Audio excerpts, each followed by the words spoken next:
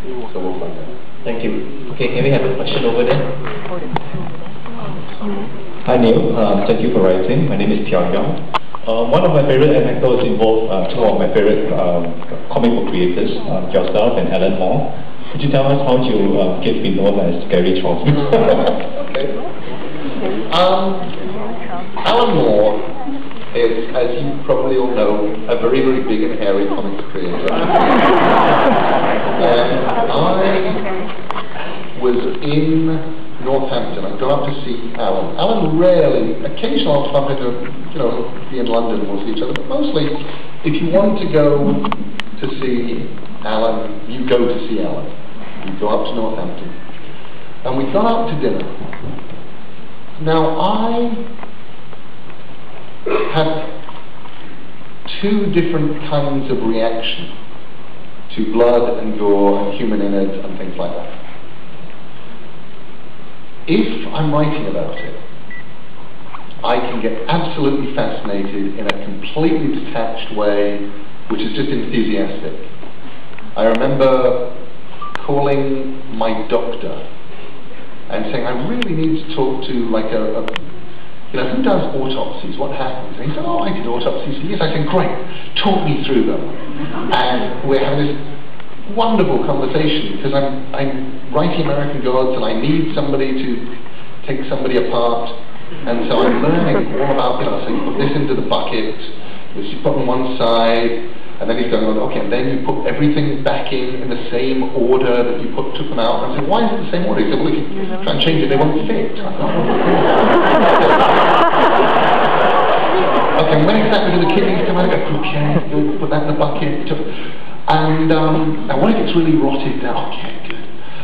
So if I'm going to be using it, I am completely not squeamish. But I do have my squeamish side. And sometimes it takes me by surprise.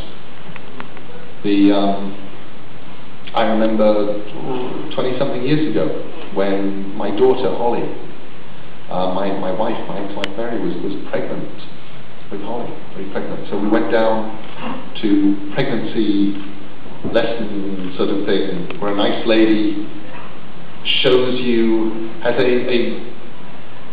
a dummy of a baby and a dummy of a human pelvis, and you think, here, and this and that and the other, and then sometimes, of course, it can get stuck here, and she's pulling at it, and this plastic baby's head fell off.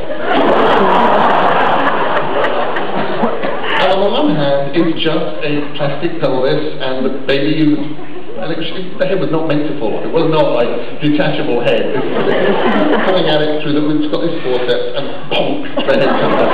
What kind of happened?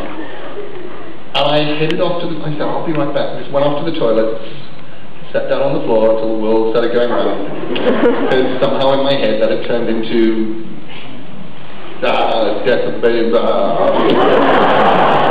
So that's giving you context.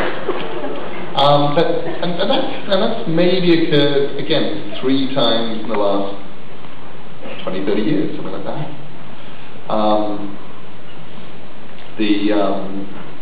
So Alan Moore, we're having dinner.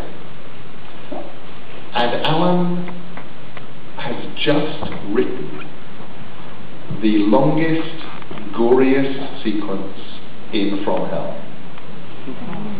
And I said, so what are you working on? He said, well, I've just written this great bit. William Gull, right, it's the death of Mary Kelly. It all takes place, it's like 50 pages long, it all takes place in this one room.